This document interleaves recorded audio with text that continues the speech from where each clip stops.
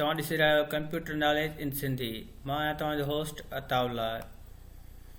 दोस्तो, जंहिं बि असांजे चैनल खे सब्सक्राइब न कयो आहे उहो हिन चैनल खे सब्सक्राइब करे वठे।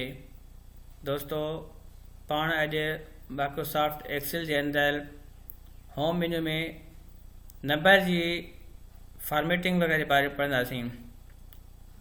अचो त दोस्तो, पाण अॼोको लेक्चर जेको आहे शुरू कयूं। दोस्तो, ही फॉर्मेटिंग आहे। हिन फॉर्मेटिंग में तव्हां ॾिसी रहिया आहियो, ही आहे जनरल मतिलबु जेको आम हुजे, जेका आम फॉर्मेटिंग हले पई। ॾिसो दोस्तो, 100 मां लिखियो आहे।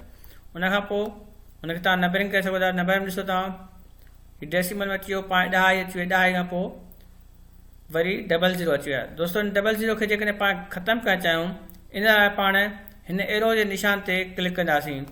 दोस्तो, तव्हां ॾिठो जेके 0 अची रहिया हुया उहे ख़तमु थी विया, पर जेकॾहिं वरी 0 सां ॾियणु चाहियूं, दोस्तो हिन सां असांजा 0 ईंदा वेंदा।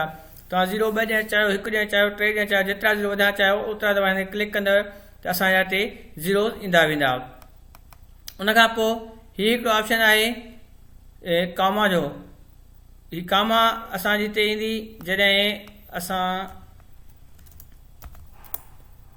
अॻनि खे लिखंदासीं। दोस्तो, हीउ ॾिसो, हाणे पाण हिते जॾहिं कामा ते क्लिक कयोसीं त हिते कामा जी निशानी अचे। हीअ परसेंटेज निशानी आहे। जेकॾहिं पाण हिते परसेंटेज ॾियणु चाहियूं त हिते परसेंटेज निशानी अची वेंदी। उनखां पोइ हीअ आहे साइंस, मतिलबु डॉलर में लिखणु चाहियो या इंग्लिश यूनाइटेड किंगडम आहे, यूरो आहे, हीअ मुख़्तलिफ़ आहिनि, चाइनीज़ आहिनि। मतिलबु जेके तव्हां पैसा लिखणु चाहियो, उन डॉलर हुजनि या छा हुजे, त उनखे कहिड़ी निशानी ॾियणु चाहियो त हीअ तव्हांजी उन जे अॻियां निशानी अची वई। उनखां पोइ असांजा अॻिते हलंदा फॉर्मेट जे बारे में। हिते फॉर्मेट पंहिंजे लाइ जेकॾहिं मिसाल हिकिड़ो मां लिखां थो 01, त 01 जी 0 ख़तमु थी वई, पर मां चाहियां थो त 01 जी जेका 0 आहे या 0 अचणु घुरिजे। इन लाइ मां हिते वेंदुमि फॉर्मेट ते क्लिक करे, मोर नंबर फॉर्मेट ते क्लिक कंदुमि। इनखां पोइ असांखे डायलॉग्स बॉक्स खुली वेंदो, त मां हिते टेक्स्ट ते क्लिक कंदुमि। टेक्स्ट ते क्लिक करे ओके कंदुमि। ऐं इनखां पोइ मां हिते अंग लिखंदुमि त 01 त 0 मुंहिंजी हिते लिखिजी वेंदी।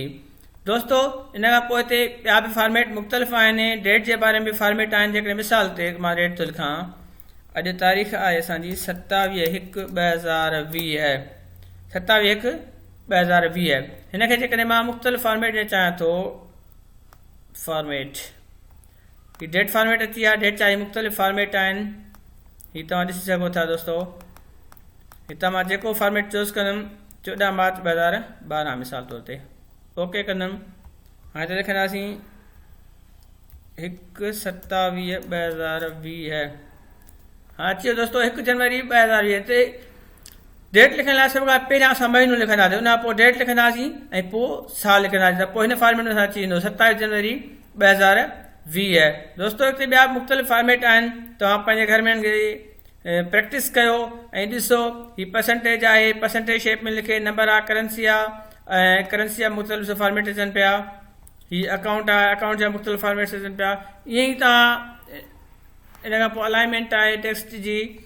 हीअ जेकॾहिं तव्हां टेक्स्ट खे अलाइनमेंट में हिते चेंज करणु चाहियो ऐं हिनखे ओके कयो, ॾिसो दोस्तो, असांजी अलाइनमेंट जेका हुआ सा चेंज थी वई। टेक्स्ट खे असां अलाइनमेंट चेंज करे सघंदा। फ़ॉन्ट आहे, फ़ॉन्ट इटालिक बोल्ड वग़ैरह जेको थींदो आहे उहो तव्हां स्टाइल चेंज करे सघो था। बॉर्डर तव्हां ॾेई सघो था, तव्हां हिननि खे फिल करे सघो था, कलर वग़ैरह हिन में। उन खां पोइ प्रोटेक्शन में असां हिनखे लॉक वग़ैरह करे सघूं था, हाइड करे सघूं था।